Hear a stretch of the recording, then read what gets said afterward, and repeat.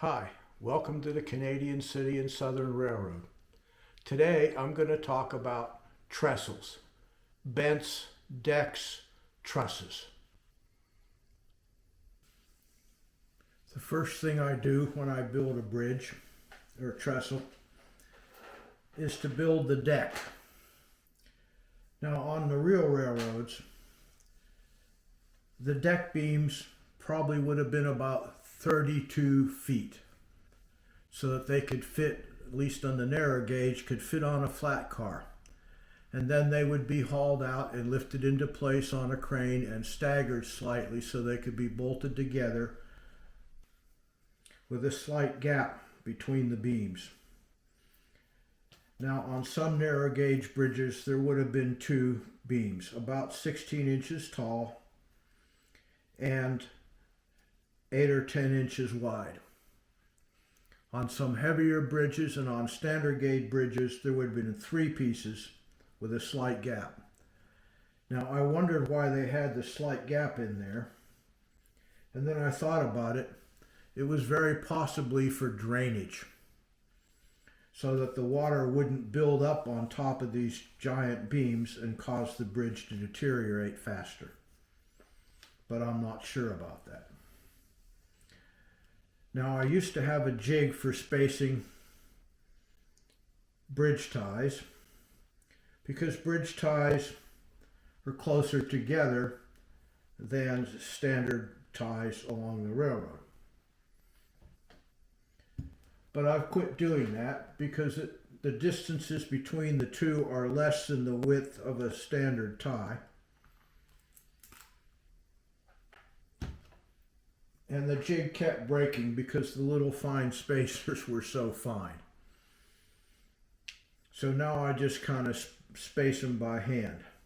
Now I used to just take some glue and put it on top, but that leaves some shiny glue later on. You don't really notice it once the rails are down, especially unless you're looking straight down on the bridge. But recently I've started putting a little bit of carpenter's glue about where the deck beams would be. And because it's hard to get just enough glue, I'll take two ties, one with the glue, one that doesn't have the glue, and kind of mash them together. And that spreads the glue out a little more evenly. Then I carefully place the two pieces on either end and work my way outwards. Now this has all been taped down so that the beams are engaged and I can just work my way along.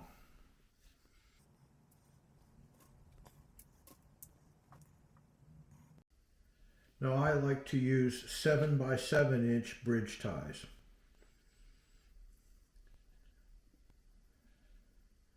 But that's a fairly unusual size, and I can't get them in pre-cut ties.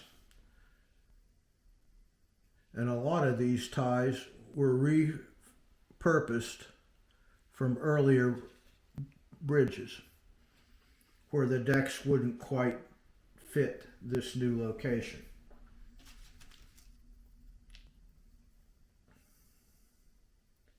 So they're not all the same exact size. I sanded down some 8 by 8s, but they're not perfect 7 by 7, and some of the old ones are slightly undersized from being cleaned up and repurposed. But I'm not too worried about it, because once the glue's good and set on here, I can come back over and restain them after sanding them down more level. And when I stain them, I'll use the same material I used to stain them in the first place, which is a combination of black and brown shoe polish, just like I use on my ties. And And that's how I'll continue out and finish up this second deck of the two trestles that are parallel across the little seam.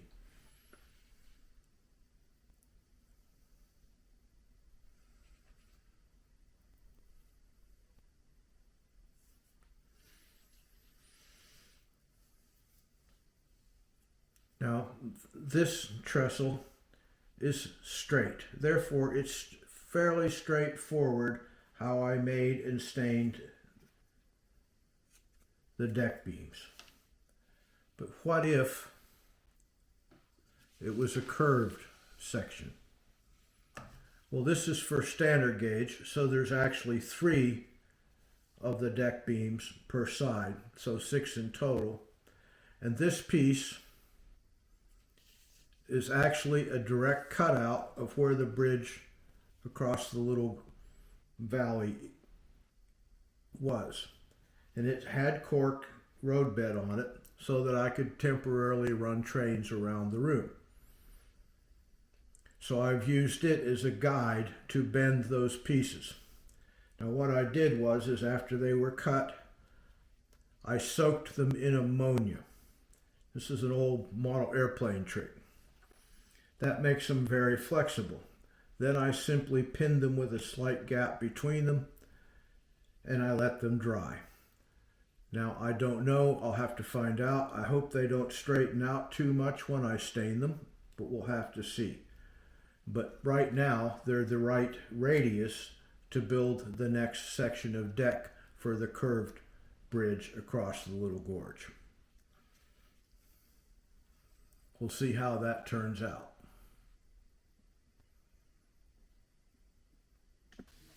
The deck beams for the dual gauge bridge didn't keep their shape as well as I would have liked, but they are pretty close. So what I'm doing is, as I work out from the middle, I'm sliding these little spacers a little bit at a time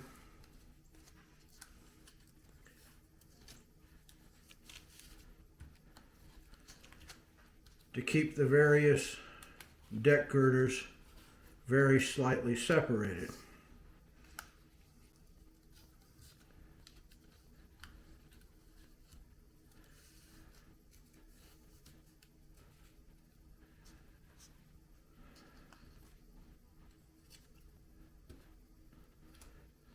I've also pinned them to shape.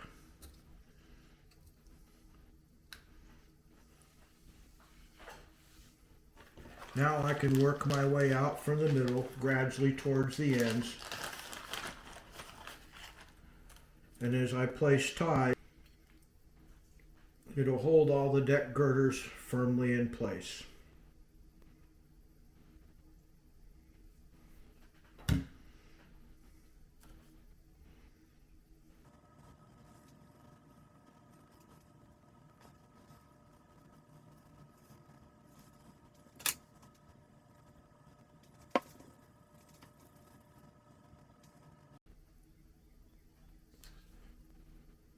Once again, I'm spacing these ties by hand closer together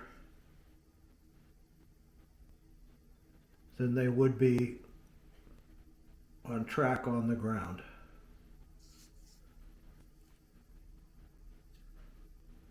And I'm trying to guesstimate pointing each tie towards the center of the 24-inch radius curve.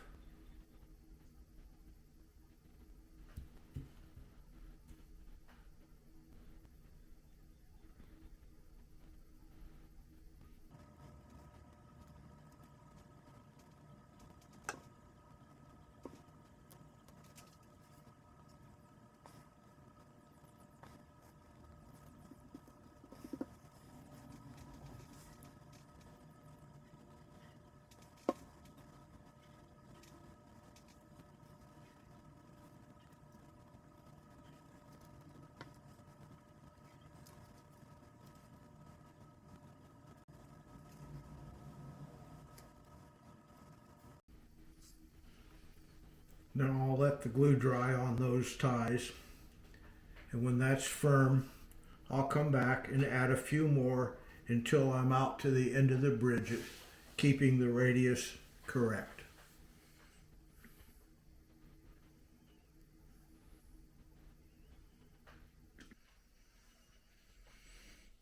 The next step is to make the ends that hold up the deck. Now, there's different ways railroads did this.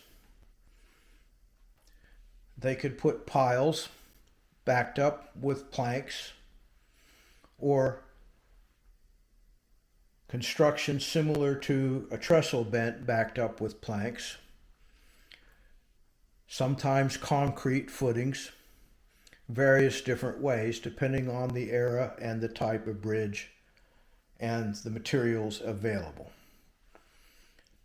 So I'm going to use cribbing.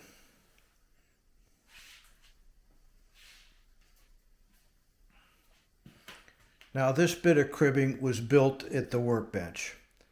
It was simply laid out on a piece of cardstock, and the individual pieces were built up, laying flat, and then the gravel and dirt was poured in. This piece is fairly simple because this angle is fairly steep on this end of the trestle.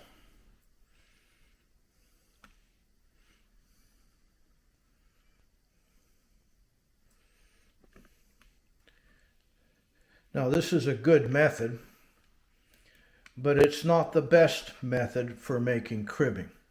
The best method is to build it up layer by layer, just like it would be on a real landscape. Now this area in here was done the same way. Note card backing with the cribbing built onto it.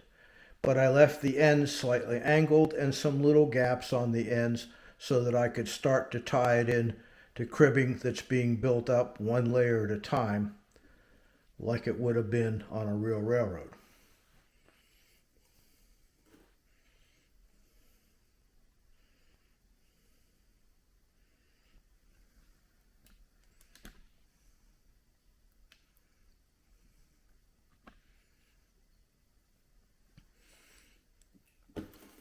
So now that this piece is in the last little bit up to the height of the deck, I'm going to build that up more realistically and out on the ends so that it blends into the railroad better and looks more natural, like it was built after the gorge was here. So the next step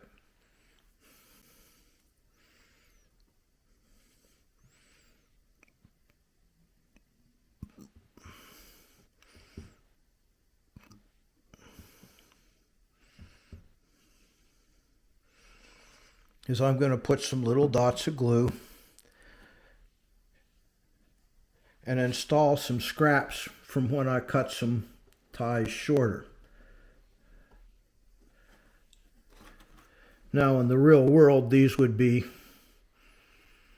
8 foot long and extend back into the hillside.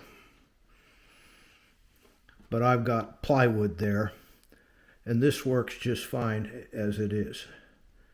I've done quite a bit of cribbing like this.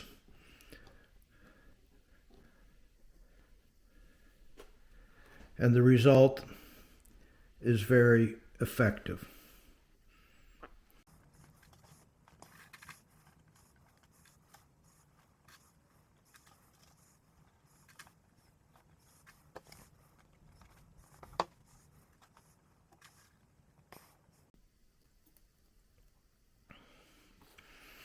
Now I'll just let that glue dry a little bit, then I'll come back and put the lengthwise pieces next.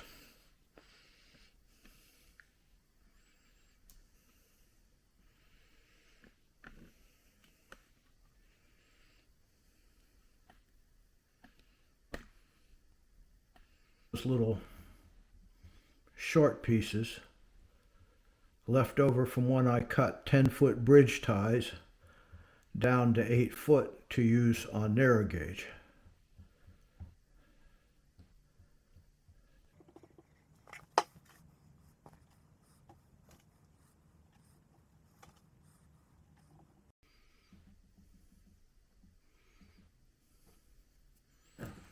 I need to be careful here because the ballast and dirt is still dry. And in the past I've messed this up because the ballast would get into the glue and these little pieces wouldn't sit flat and look like they extend back into the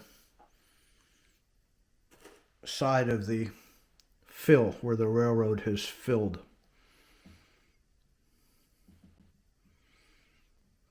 Behind the crib work. Because again, on the prototype, these would be full-length pieces of wood. In this case, 8-foot ties. But they could be logs. I think I'll leave that one out because it's not necessary to hold up the bridge.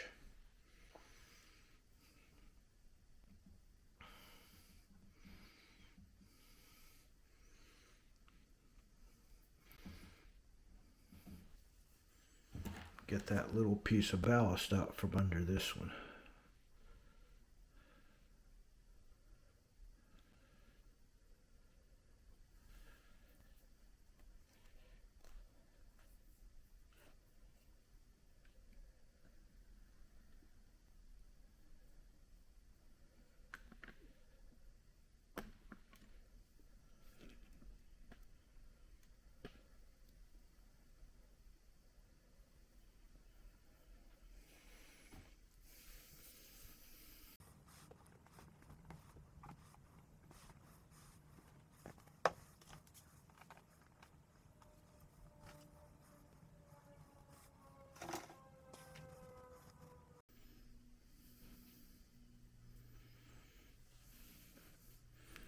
Now back over here on this side.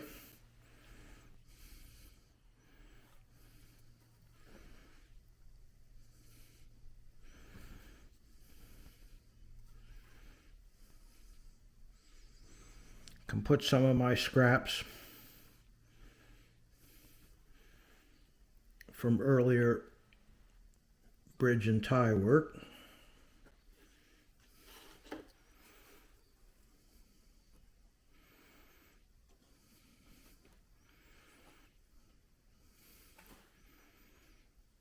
For the next layer here.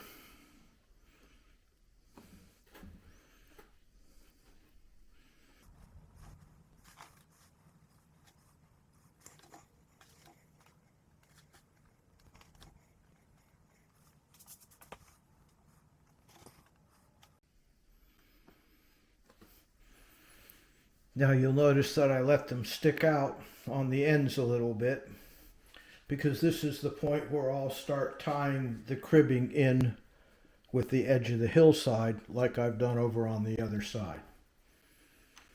Now this takes a while, but I really like the end results.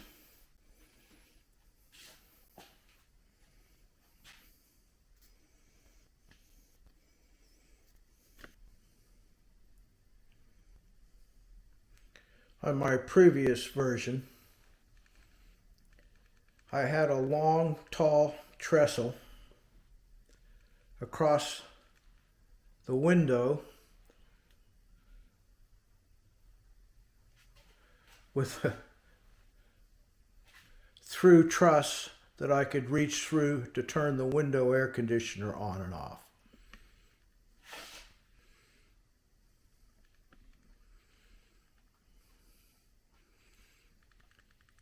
But I don't have the window air conditioner anymore because I've got a portable unit that sits on the floor. So I've got a lot of various types of trestle bents in various heights and types depending on the type of truss that may be associated with the bridge. So I'm not sure if I still have my trestle bent jig. I still have my jigs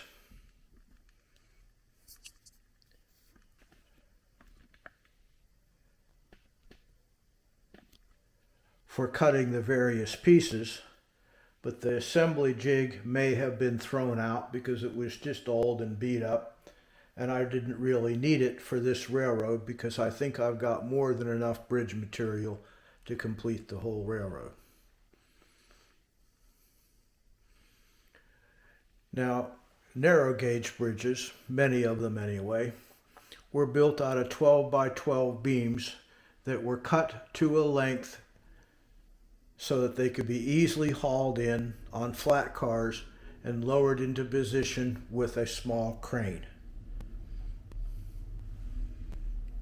So I will show how I make those pieces, and once I show how I make those pieces, you'll be able to see how the bents can go together pretty easily even without the need for a jig, because they are built up in stories just like the real bridges were.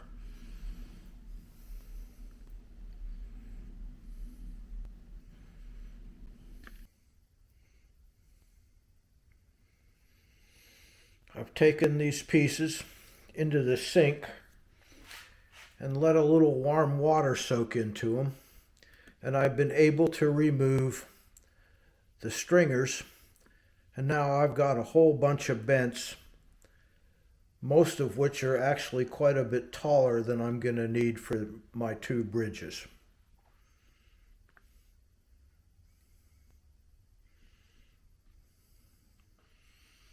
I've finished two of the decks, the two narrow gauge decks, all the way across, and I've spiked down rails very carefully on both of them. Now I haven't put as many spikes as I will have eventually, just enough to hold everything in place so that the rails can still be slid back and forth, so that I can later on get them to line up with the ends of the section very precisely, so that the section can roll out and trains can still roll across without derailing.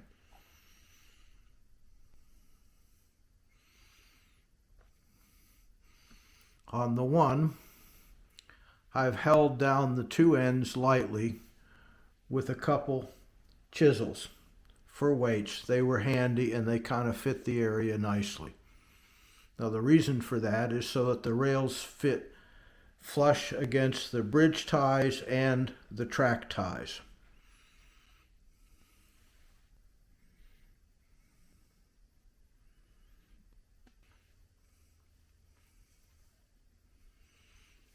Now it's time to start modifying my old bents and making them fit the new canyon. Now bridges generally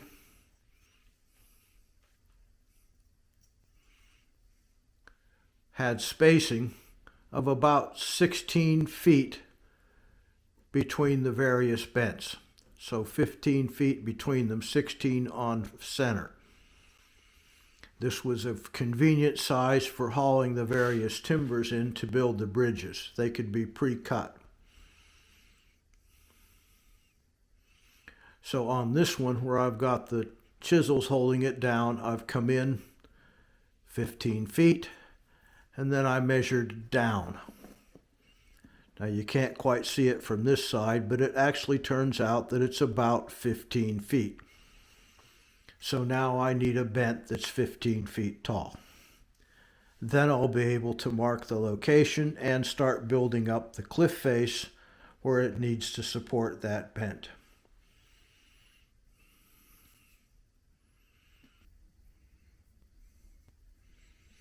I've separated out the top story of one of my bents. And this one was actually 18 feet tall, and it fit the location where it used to be at the standard. Because the standard for the top story of a standard narrow gauge trestle is 18 feet. Now I've softened this up by letting it soak in a little water and gently pry it off the cross braces. That way I can re-glue the cross braces once everything's dry and everything's sanded down a little bit so that it can be re-stained, and I will replace the cross braces to where they're short enough that this can then be cut off at 15 feet and the bottom sill replaced. That way it will fit the location over on the section just right. Then I can mark where that goes and start building up the cliff face to match that first bent. So this is going to be a long process, but it's not much harder than if I had built the scenery to match the bridge and then built the bridge all over again. And it just so happens that it's difficult to find 1x1 material anymore, either in balsa or in basswood locally. So I'm going to recycle my old bridge.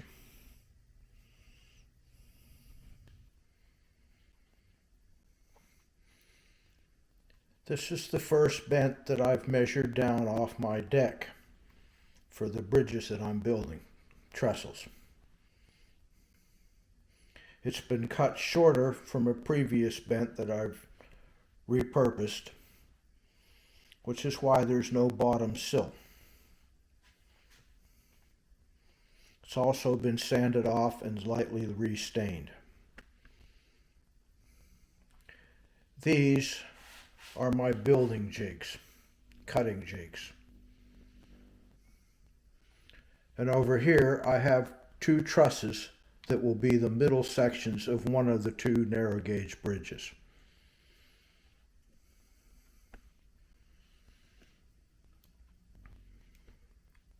This jig and this jig were originally built off plans for a narrow gauge style trestle that's built up in stories. But after I built these, I realized that the plans I was working from that I'd copied were actually gauged wider so that they could also be used for a standard gauge bridge. And standard gauge bridges are actually different. So they still work for cutting jigs, but they no longer are good for assembly jigs. I used to have an assembly jig, but I don't know what's happened to it, and I don't need it at this point. This is the cutting jig for trusses, and I'll show how that works here in a minute.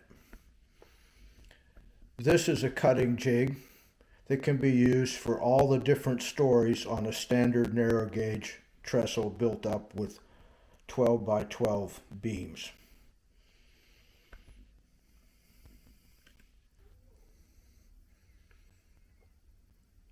After disassembling and cleaning the bents of my bridge, I realized that there's a lot of inconsistencies in the sizes of the wood due to the original materials I made them out of, which came from various batches of balsa wood. So I decided to further disassemble all the bents into their individual pieces, and I'm going to have to clean them all up, sand them down, and restain them, and get them more consistent to rebuild the bridges.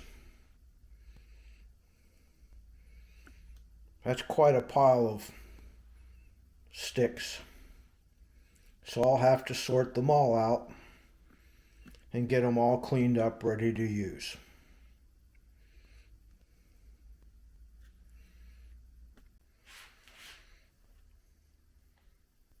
Here I've sorted out all of my various parts for building my bents.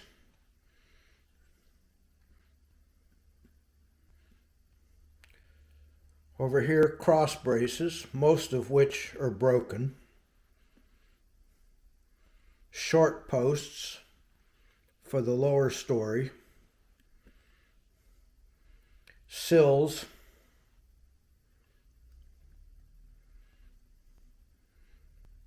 For the upper, middle, and lower stories. shorter post for the upper stories and slightly longer post for the middle stories.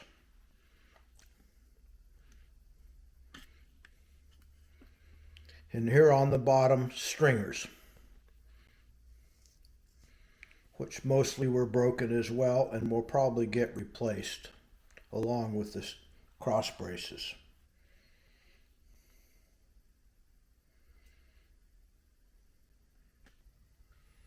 To start, I'm going to take a 12-by, hold it up here and flip it over.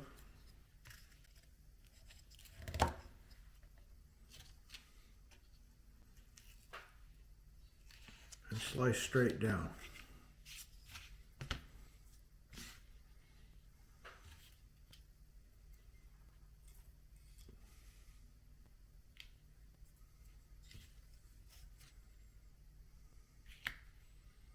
Take another 12-by.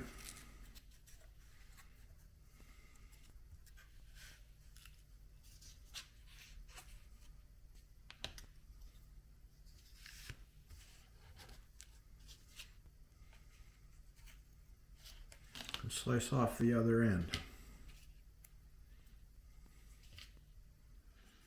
Now I'm going to turn this jig over and press firmly on the end, and one at a time.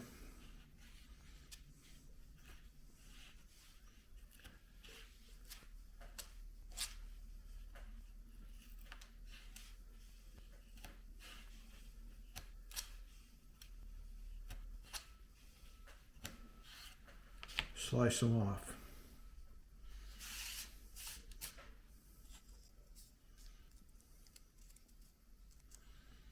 Now, to be absolutely sure they're all even, I'm going to very lightly sand along the edges, making sure they're even and square.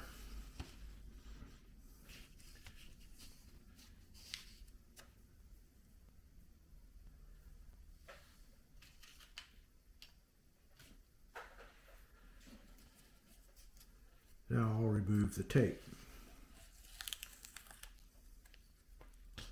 And that's the one end.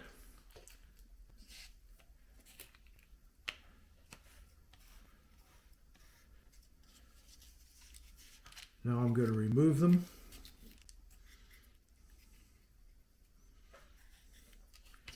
And I'm going to place the bottom sill of the truss in place. And turn them all around.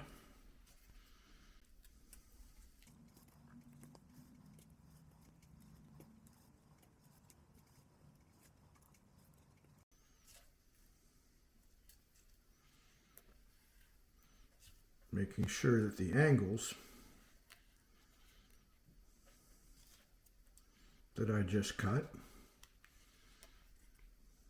are all facing down in the right direction. And on this one,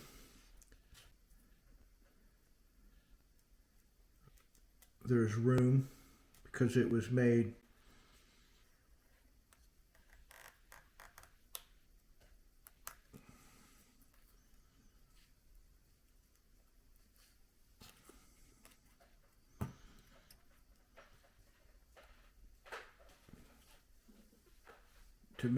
to fit a 12x4.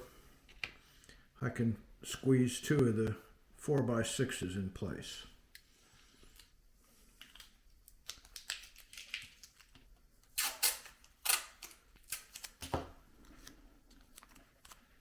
Make sure they're all nice and tight.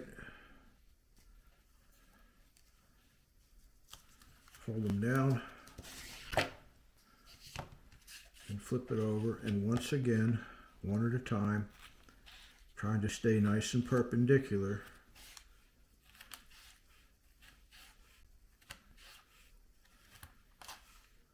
Slice off the ends.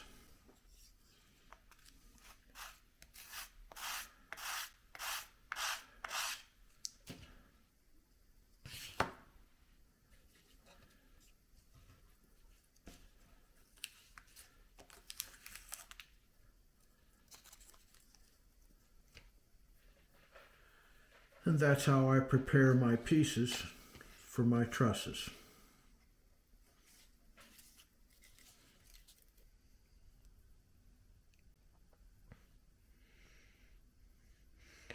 Here I've put down a piece of cork so that I can pin things in place. And I've put a couple of the sections that I've built in the past on my copier and made copies. And I'm going to use those as patterns to build on because I no longer have my assembly jigs.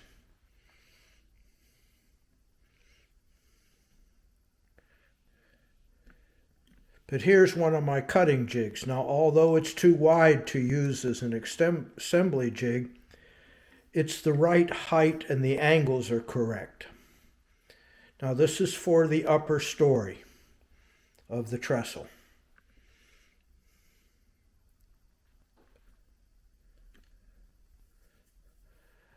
This one here is for the next story down. And here I have cut the pieces already to length and to angle. Now, when I first cut these pieces, I left out the bottom sill and cut the ends. Now I've put the sill in place and reinserted these into the jig. Now again, because this is too wide, this is actually correct for HO width, not for narrow gauge, although it's a narrow gauge pattern and style of bridge. So over time, and due to the fact that I've washed and sanded these all down, they've got a little long in length. But that's okay. I'll simply take them and sand them even with the top of the jig. This will get the angles precise and the lengths precise so that they'll go right onto the pattern when I assemble them. And I'll keep that up until they're right even and perpendicular, like these are here.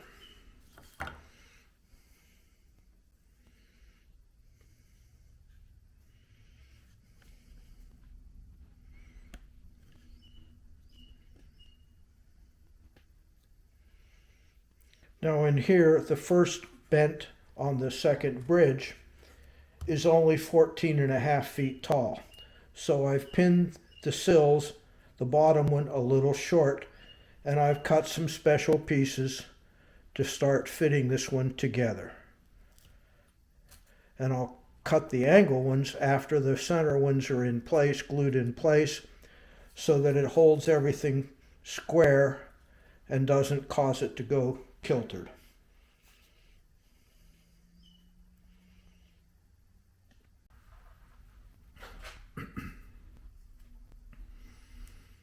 The bottom and top and two ends have been put in place, and the 4 12x4s have been put down flush with the bottom, and everything's been pinned down just to hold it. It's not actually pinned to the board. The pins are just holding it while I work.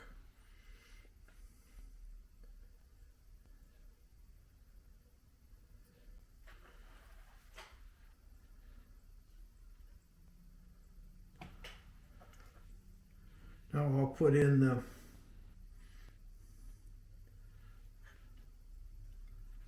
four by sixes.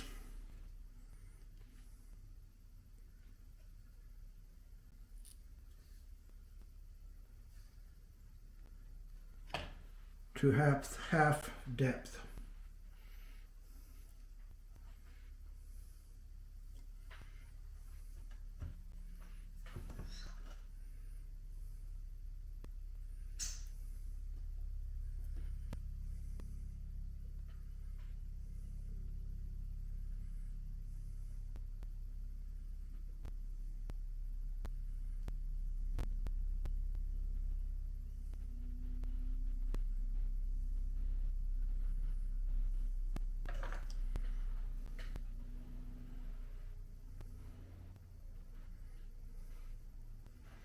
and the angles have been cut on the jig ahead of time.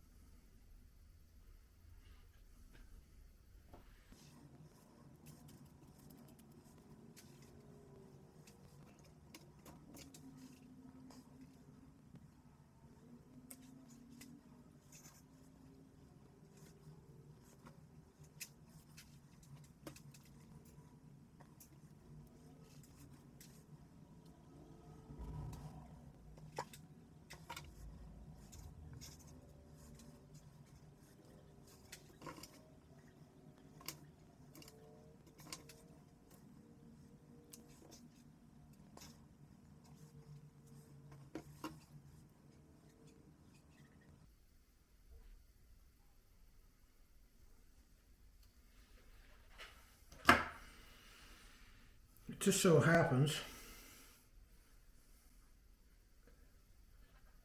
that all these pieces were cut out of what's known as aircraft grade balsa, which is very soft and very, very light. I'm using it because it's what I had. I had a lot of it.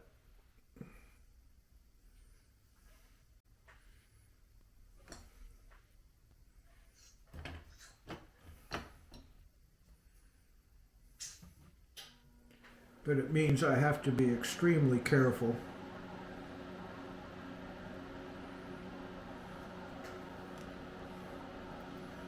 Otherwise, I'll break it.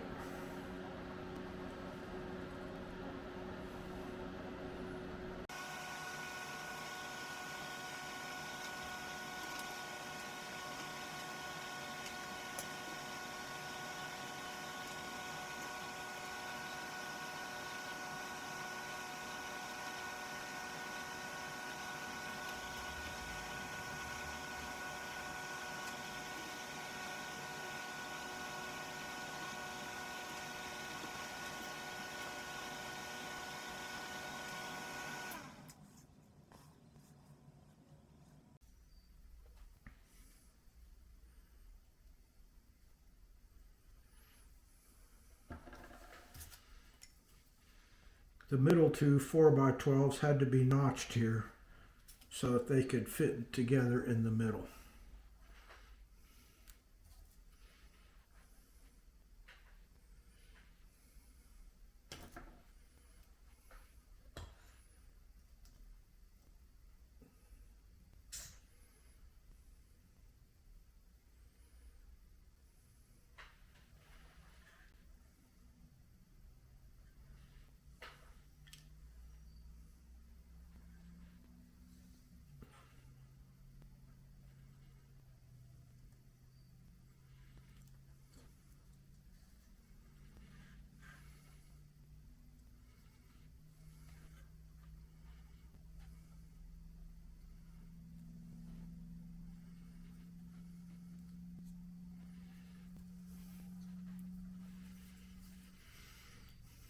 And there's a truss, ready for the truss rods and to be assembled into the bridge.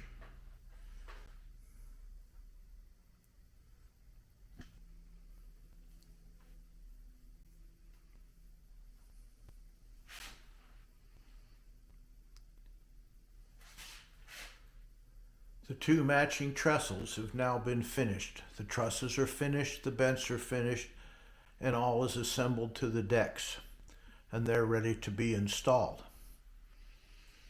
They're sitting over here on section 2 out of the way.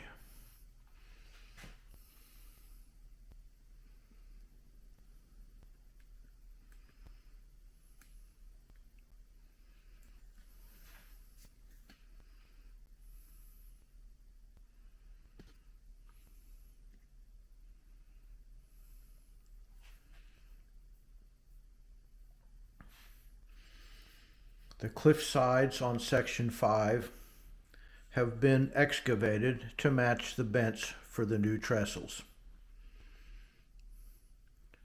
2 small batches of raw sienna and burnt umber have been mixed up to redo the rock faces where they've been excavated for the bridge.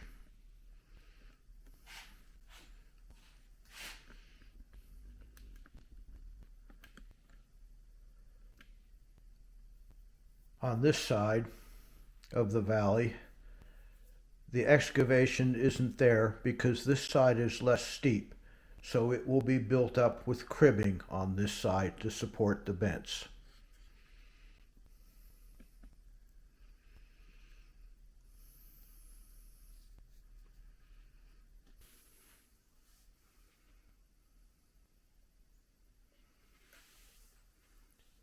The excess plaster paint mixtures have been set out in the sun to dry.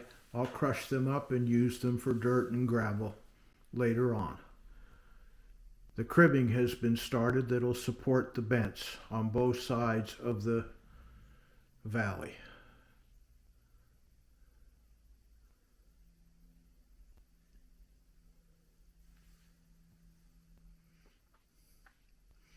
I have to let it all dry now because it's getting too delicate, and if I press down to add more layers of cribbing, it'll simply all fall apart until the glue dries.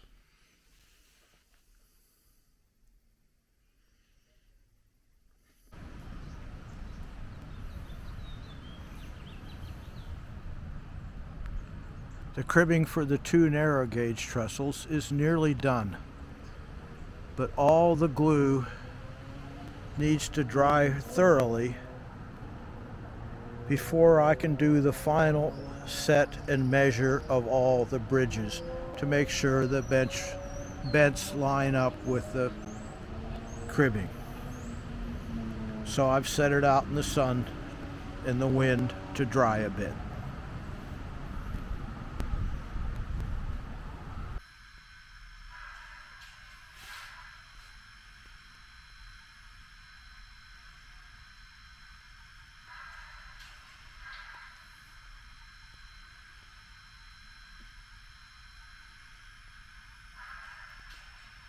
The 2 narrow gauge trestles are now finished and installed and hooked up.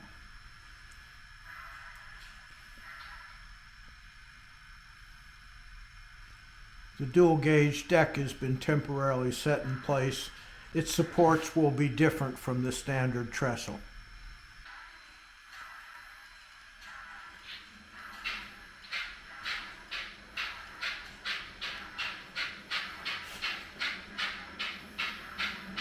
Number 1 is backing up with a short work train with a small load of bridge ties for the next little short trestle along the line.